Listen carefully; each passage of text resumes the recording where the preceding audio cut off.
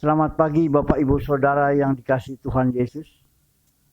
Majelis Jemaat menyampaikan salam sejahtera bagi kita sekalian. Pada minggu ini kita memasuki minggu Prapaskah ke-6 yang disebut Minggu Palmarum. Warta Jemaat GKP Jemaat Haurgelis Minggu 4 April 2020 adalah sebagai berikut. Yang pertama, dalam situasi pandemi COVID-19, maka kebaktian minggu pagi ini dilaksanakan di rumah secara online dengan pelayan firman Bapak Pendeta Rudianto MTH. Yang kedua, pelayanan kebaktian minggu depan akan tetap dilaksanakan secara online sampai ada pemberitahuan lebih lanjut. Yang ketiga, tata kebaktian akan dikirimkan melalui WA. Bagi jemaat yang belum terdaftar nomor WA-nya dapat menghubungi Bapak Andreas di nomor WA 085 224 932 525. Saya ulang kembali 085 224 932 525. Yang keempat, bagi jemaat yang memerlukan pelayanan khusus dapat menghubungi majelis jemaat terdekat. Yang kelima, majelis jemaat mengucapkan terima kasih atas persembahan syukur pada minggu ini, yaitu dari Saudara Ishak Caswid sebesar 500.000, dari Bapak Kihin sebesar 100.000, dari Bapak Kasnita sebesar 100.000, dari Bapak Mudia sebesar 150.000, dari Bapak Casyadi sebesar 100.000, dari Ibu Eni sebesar 100.000, dari Ibu Linda sebesar 200.000, dari NN sebesar 500.000. Bagi jemaat yang ingin menyampaikan persembahan syukur bisa menghubungi majelis jemaat koordinator wilayah atau dapat langsung disampaikan di pastori. Demikian warta jemaat hari ini. Tuhan memberkati.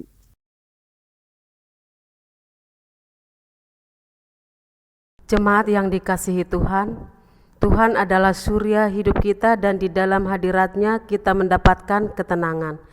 Kita akan memuji nyanyian Kidung Jemaat 405, Kaulah ya Tuhan surya hidupku, sambil kita menyiapkan hati kita untuk menerima firman Tuhan.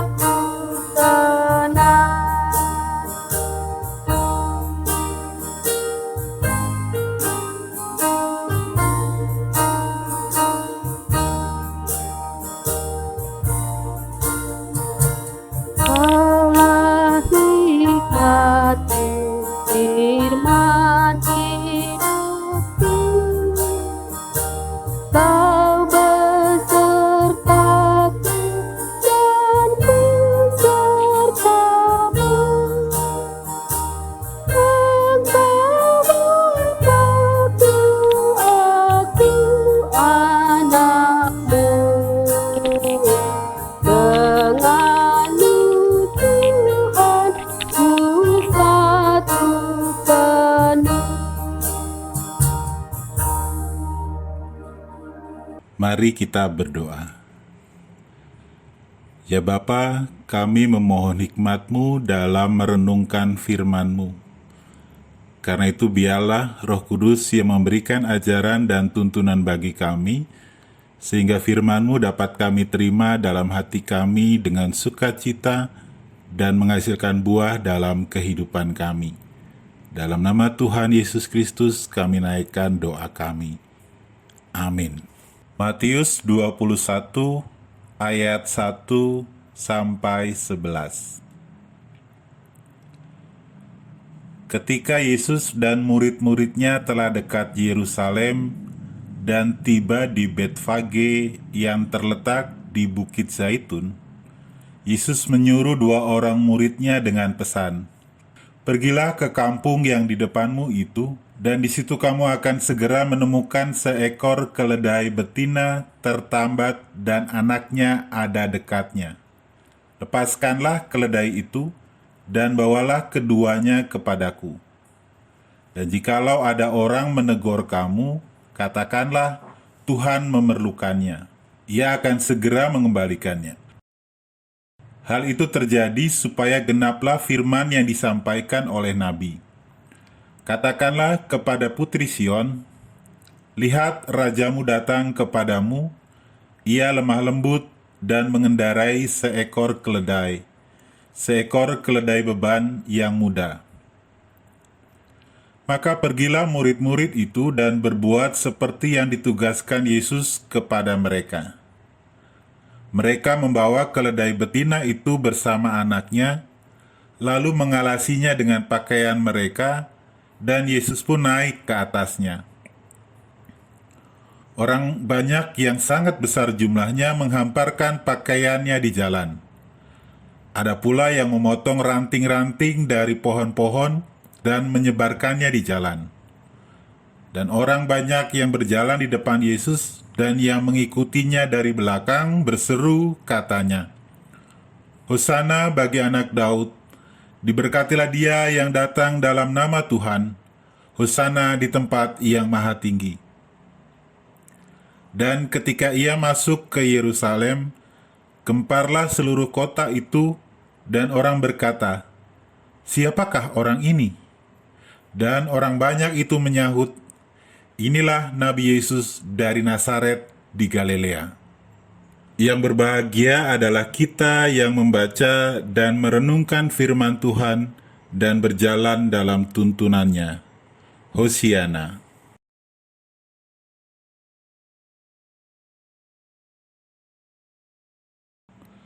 Bangsa Israel adalah umat yang diselamatkan Tuhan dari Mesir untuk menjadi milik pusakanya. Karena itu Yahweh Tuhan mereka itu adalah raja mereka. Mereka seharusnya tidak punya raja kecuali Yahweh Tuhan mereka. Tidak ada satu manusia pun yang mereka harus dengarkan kecuali Yahweh Tuhan mereka. 1 Samuel 12 ayat 12 mengatakan, "Tuhan Allahmu adalah rajamu." Tetapi pada masa Nabi Samuel, bangsa Israel menolak Tuhan untuk menjadi raja mereka. 1 Samuel 2 ayat 19 dan 20 mencatat, "Tetapi bangsa itu menolak mendengarkan perkataan Samuel, dan mereka berkata, 'Tidak, harus ada raja atas kami. Maka kami pun akan sama seperti segala bangsa-bangsa lain. Raja kami akan menghakimi kami dan memimpin kami dalam perang.'" Banyak raja yang mereka pilih berganti dalam hidup bangsa Israel.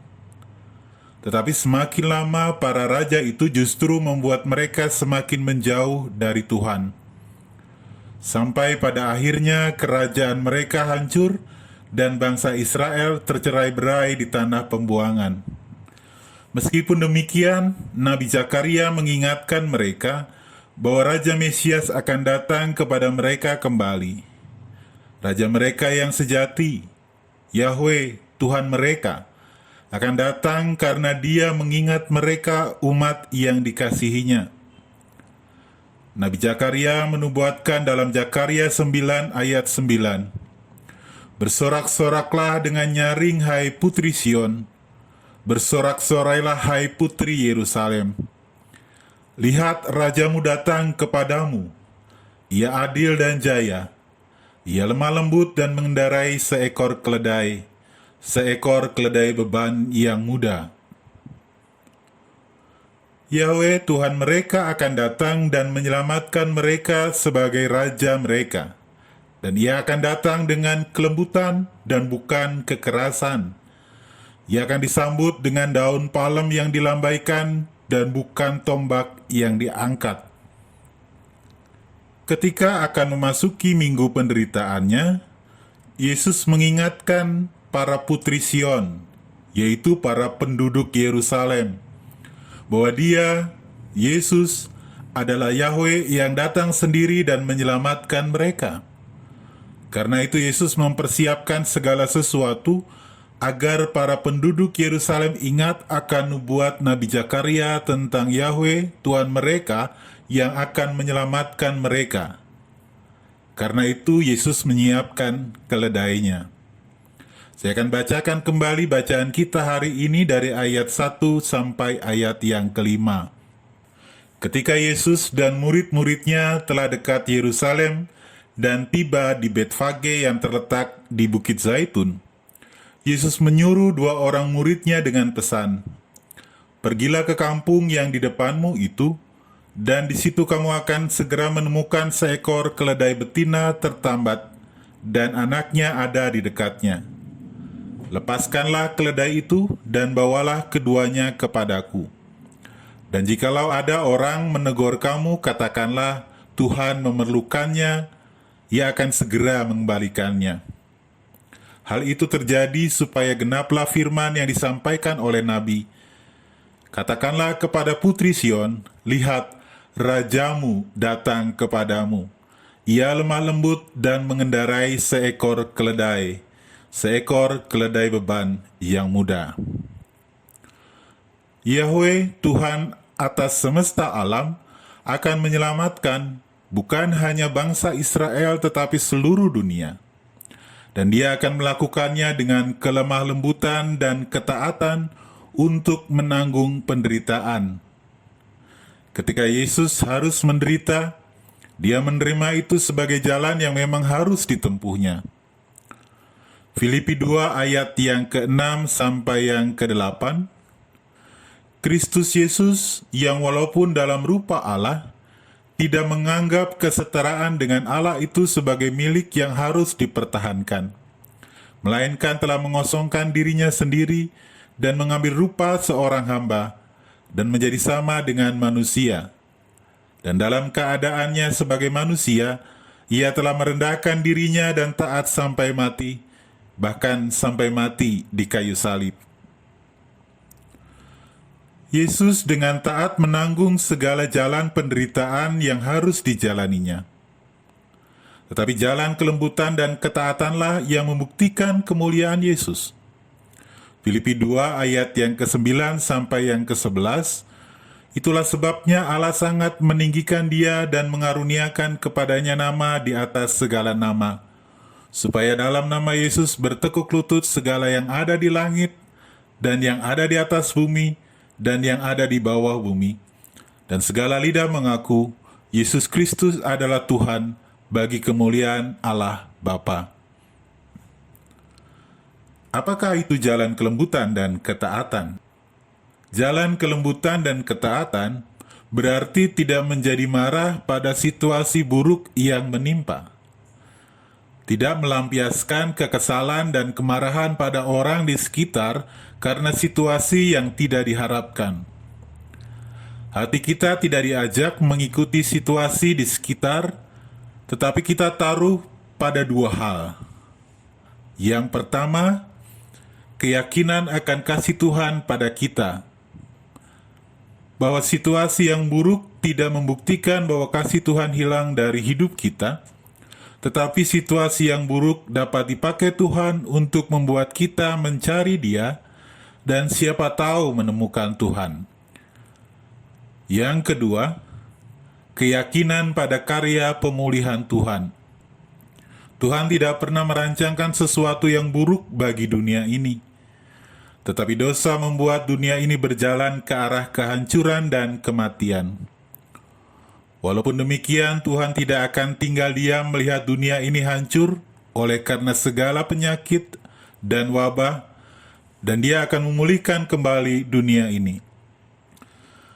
Hari ini, Minggu 5 April 2020, saat wabah COVID-19 masih mengancam dunia, kita tahu bahwa hanya ada satu juru selamat bagi dunia ini, yaitu Yesus Kristus.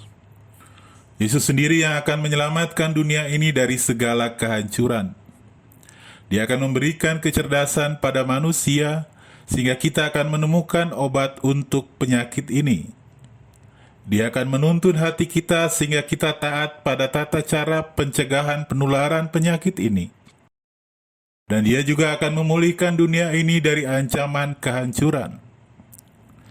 Karena itu, mari kita ambil bagian dalam karya Yesus di dunia sesuai dengan bagian kita masing-masing. Bagi semua kita, mari kita mentaati anjuran pemerintah untuk mengambil jarak secara fisik dari orang lain, karena anjuran itu demi kebaikan kita juga. Mendoakan dan mendukung segala pihak yang saat ini sedang bekerja keras menghilangkan virus yang mengancam manusia ini. Pada saat kita merayakan Hari Raya Minggu Palem pada hari ini, kita juga yakin bahwa saat ini juga Yesus sedang bekerja dalam diri orang-orang yang bersedia taat untuk menyelamatkan dunia ini. Yesus terus bekerja dalam dunia ini untuk menyelamatkan dunia ini. Kita sambut karya Tuhan ini. Kita lambaikan daun palem kita menyambut karya penyelamatan Tuhan yang sedang bekerja. Kita doakan bahwa Tuhan memberikan kekuatan pada setiap orang yang bekerja untuk mengatasi wabah ini, sehingga kita dapat melihat kebaikan Tuhan dalam karya mereka. Selamat merayakan Minggu Palem.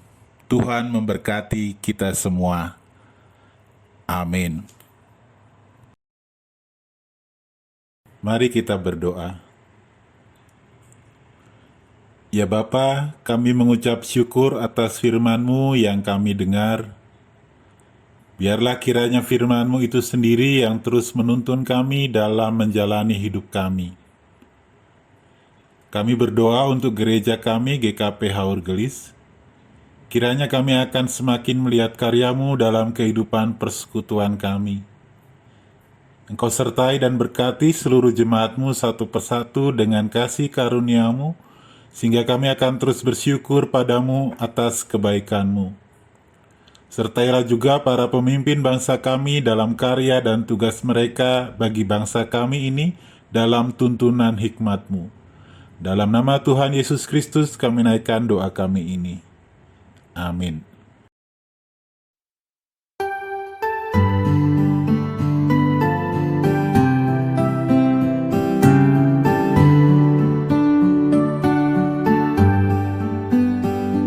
Aku takkan hari esok, namun langkahku tegak.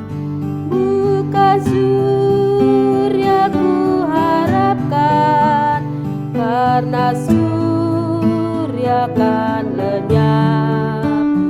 Oh, tiada ku gelisah akan menjelang. Ku berjalan serta Yesus, maka hatiku tenang.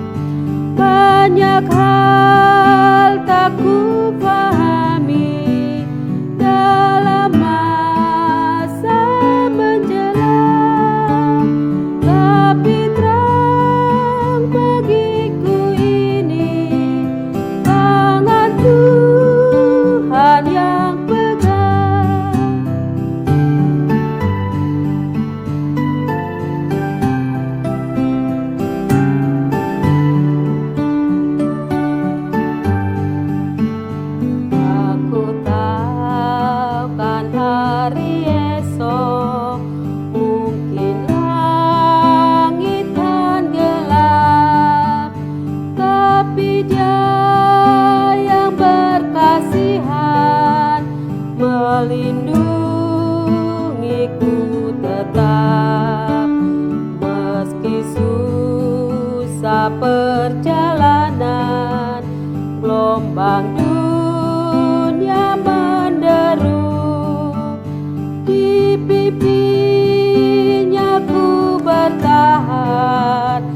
sampai akhir langkahku.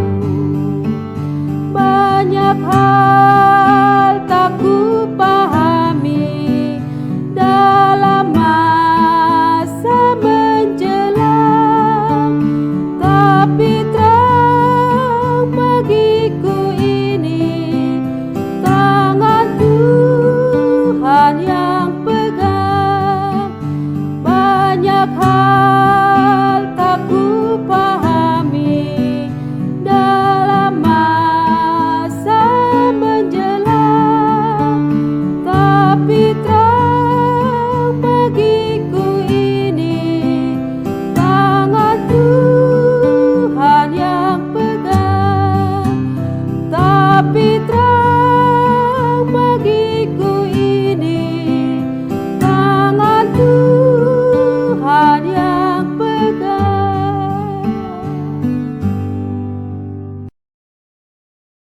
Jemaat yang dikasihi Tuhan, arahkanlah hatimu kepada Tuhan dan terimalah berkat-Nya. Kasih Allah Bapa dan kasih Tuhan kita Yesus Kristus, serta persekutuan dengan Roh Kudus, menyertai saudara-saudara dari saat ini sampai selama-lamanya. Amin.